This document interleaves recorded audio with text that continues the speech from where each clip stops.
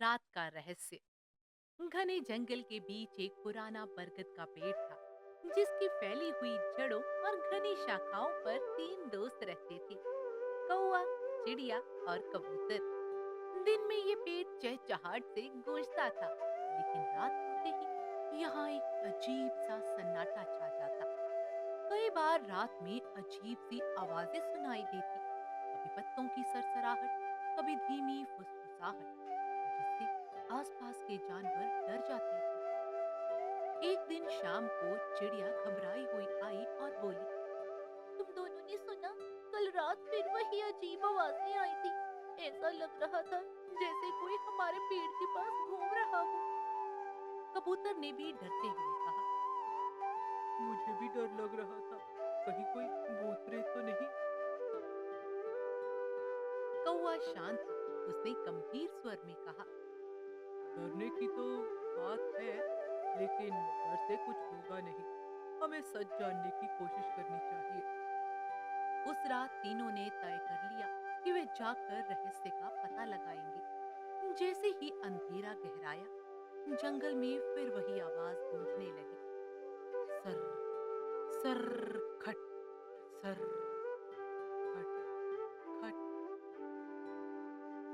चिड़िया कांपते हुए बोली, देखो, फिर वही आवाज आ रही है, देखो। कबूतर ने आंखें बंद कर ली। मुझे तो कुछ ठीक नहीं लग रहा। मुझे सच में डर लग रहा है। कौआ धीरे से बोला, ध्यान से सुनो, ये कोई रहस्य है जिसे हमें समझना होगा। अचानक उन्हें पेड़ के नीचे कुछ हलचल दिखाई दी। अंधेरे में एक परछाई इधर उधर घूम रही थी। तीनों की सांसें थम गई। चिड़िया फुसफुसाई, वो क्या है? कौआ बोला, ये पता चल जाएगा, पास जाकर देखना। कौआ धीरे धीरे नीचे उड़कर गया और पास की शाखा पर बैठ गया। उसने ध्यान से देखा, वे कोई भूत नहीं, बल्कि एक शिकारी था। वो पेड़ के नीचे जाल बिछा रहा था। कौआ तुरंत वापस आया और बोला, ये कोई भूत नहीं, एक शिकारी है। वे हमें फंसाने की योजना बना रहा है। कबूतर डर कर बोला, अब क्या होगा? अगर हम नीचे गए तो हम फंस जाएंगे।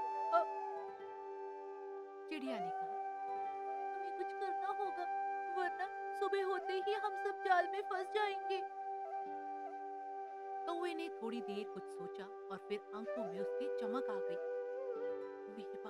मेरे पास एक योजना है, लेकिन तुम्हें हिम्मत दिखानी होगी।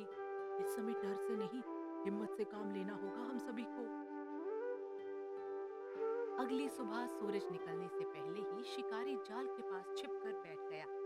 उसने जमीन पर दाने भी बिखेर दिए। कौवे ने धीरे से कहा, जैसा मैंने कहा है वैसा ही करो।